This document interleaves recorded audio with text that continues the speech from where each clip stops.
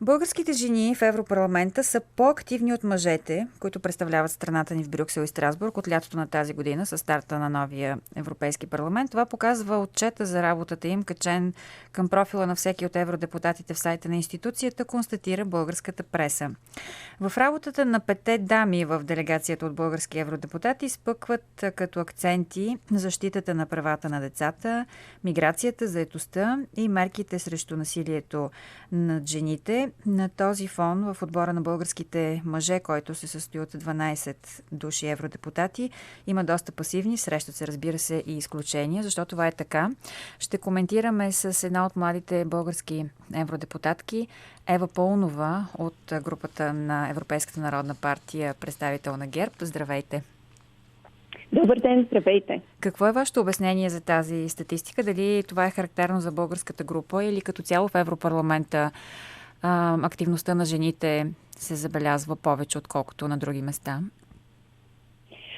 Първо искам да изразя своята радост от това, че има все по-голям интерес към работата на евродепутатите и към европейските институции, че такива статистики започват да се появяват по-често в нашите медии. И да поздравя колегите, които така активно са защитавали българската позиция в пленарна зала и не само.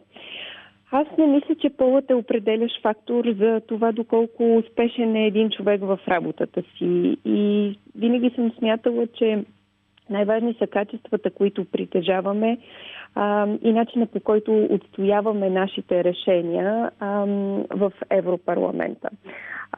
Всеки евродепутат, независимо от своя пол, в къщата в Брюксел има възможност да окаже реално влияние върху дейностите на парламента и върху вземането на политически решения. Изглежда така, изглежда очевидно, но има доста голям фокус в европейските институции като цяло върху насърчаването на по-активното женско участие. Знаете, че имаше дори при формирането на Европейската комисия едно такова изискване колко да бъдат жените. При номинирането на кандидати за евродепутати също това беше важно. Тоест, защо изглежда нещо, което изглежда очевидно, трябва да бъде нормативно някакси защитено, жените да бъдат активни, да им се даде тази възможност?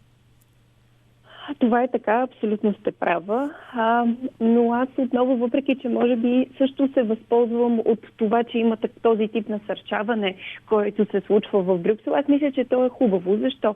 Ако погледнем години назад, жените нямаха възможност да бъдат толкова активни, жените дори не работеха, не участваха активно нито в политическия, нито в бизнес живота.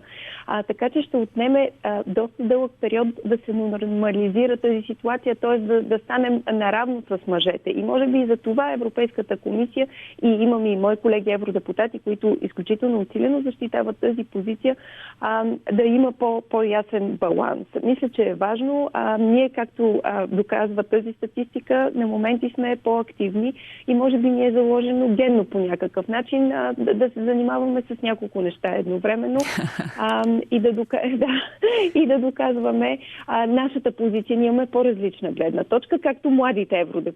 Мисля, че имат по-различна гледна точка от по-опитните. Да, ще искаме се и за това да поговорим след малко. Има ли така негласно сложени женски и мъжки теми в Европарламента? Да кажем, ето и тази статистика показва, че няколко акцента се открояват в активността на дамите и те са свързани с насилието, социални въпроси. Аз не смятам, че има чисто женски или мъжки теми. Например, темите, по които аз работя, една от тях е дигиталния единен пазар, подпомагането на малки и средни предприятия, образованието. Не смятам, че могат да бъдат определени като чисто женски или чисто мъжки теми.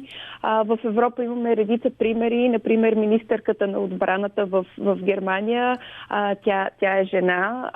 В България имахме заместник министър на отбраната жена. Така че, да, определено има, може би, някои жени, които клонат към този тип теми, но не изцяло. По темата с дигитализацията, аз, например, работя основно с мъже, еврокомисарите този път, които са избрани по тази тема да представляват дигиталния единен пазар, заместник-председателя е мъж, както и останалите, които в подресорите си имат темата интернет, са мъже. Пък миналия път еврокомисарката беше жена Нели Круз и беше само една, отговаряше за цялото портфолио. Сега темата дигитализация присъства в портфолиото поне на 3-4 еврокомисари. В този смисъл, изоставяйки вече разделението по пол, каква е вашата лична равносметка за свършеното през 2014? Специално в сектора дигитална икономика Европа сякаш доста изостава от Съединените щати. Да, това е така, права сте. Хубаво е да си го признаем. Мисля, че все повече държави членки достигат до този извод и това се показва и от решението на господин Юнкер да създаде комисия, която да има втори основен приоритет след инвестиции да бъде дигиталния единен пазар. Като голяма част от тези инвестиции с приоритет към дигиталните технологии. Много има какво да се работи. Ние вярваме, че работните места, растежът могат да дойдат чрез и повече инвестиции в иновации, в дигитализация. Мисля, че наистина голяма част от колегите работят в тази посока. България ще може ли успешно да се впише в тази перспектива за единен дигитален пазар? Ние сме водещи по най-добър Wi-Fi в България от всички европейски страни. Обаче, за сметка на това, водещи сме, защото големите градове са двигател на Wi-Fi.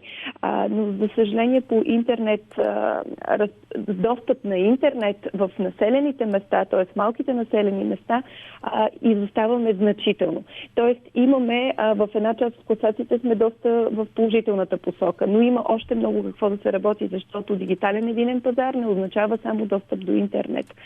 Означава електронно управление, например. И това е един от основните ми приоритети за 2015. България години наред инвестира много в електронно управление, но то все още не е факт. Трябва да докажем, че това може да бъде един от нашите приоритети. Това непрекъснато се посочва като приоритет и някакви пари сигурно се дават, никой не знае къде и как. Това с инвестирането може би е само привидност някаква. Защо така буксува тази тема?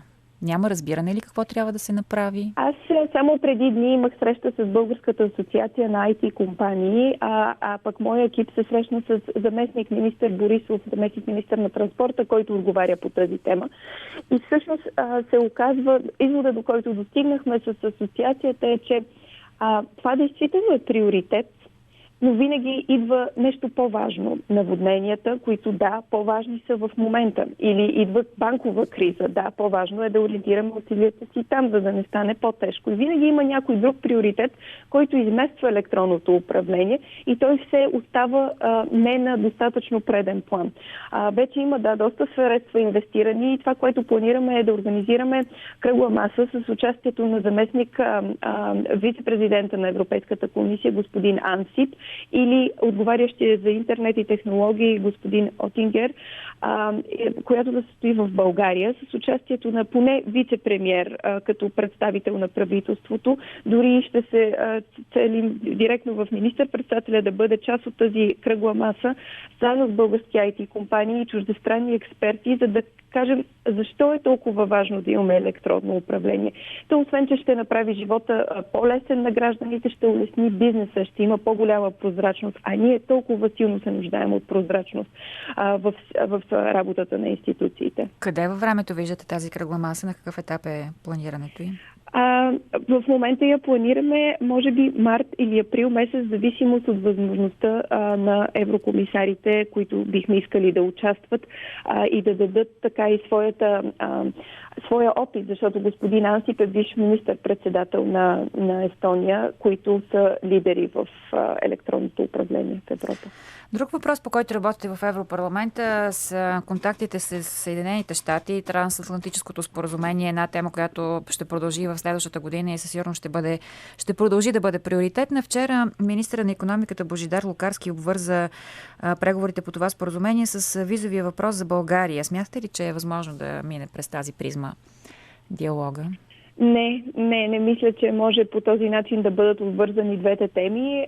Звучи добре, но може би една идея нереално. Ако човек е запознат на каква степен са преговорите и че те са все пак търговски споразумението е с търговски характер и не мисля, че е правилно да обвързваме двете теми. Като цяло, по-скоро трябва да работим в посока, че сънародниците ни, които получават визи за определен период от време, е добре след приключването на този период те да се завърнат в България и отново да кандидатстват за виза. Аз наскоро бях в Вашингтон и това, което разбрах е, че от американска страна започват все по-малко да дават визи, тъй като много голяма част от българите, получавайки визи, остават за по-дълъг период, отколкото им е разрешено в щатите и това не се приема добре от американска страна. Хубаво е да бъдем коректни и тогава ще очакваме същото от американска страна. Смятате ли, обобщавайки месеците в Европарламента до тук, че младите политици като вас могат да бъдат реален фактор в правенето на политика и могат понякога дори да надделяват над стила на старите бюрократи?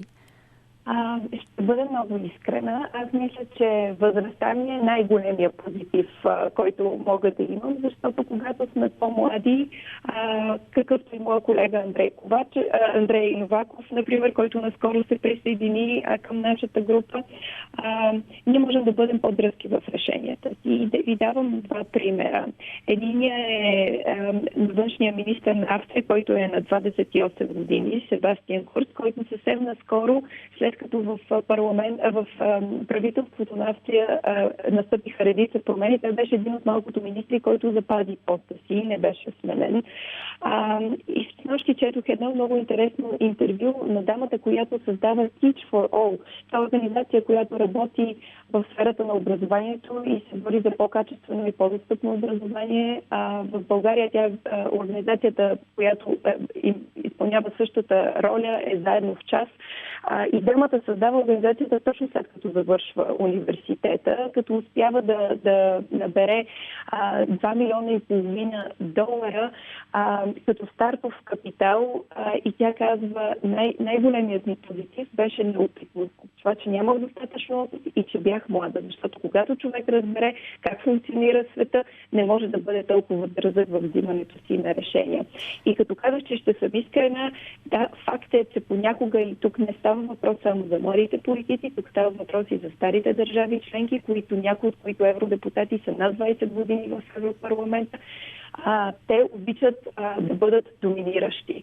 Но мога да кажа, че евродепутати като Мария Габриел и Андрей Ковачев, които са вече за втори мандат евродепутати, или какъвто беше господин Калфин, преди да стане вице-премиер, са изключително добре познати в Брюксел и успяват така да разбият тези стереотипи, които имаме и мисля, че го правим успешно и ние по-младите евродепутати от всички формации, защото имаме свежи идеи, имаме по-различен начин, с който комуникираме към аудиторията и това се възприема много добре от нашите избиратели и от въобще европейци, с които комуникираме. Харесват ни, че имаме повече енергия, може би, и казваме нещата директно в практика. По-искрени сме. Някога това се цени високо. Останете си такива. Благодаря ви за разговор. Ева Пълнова, евродепутат от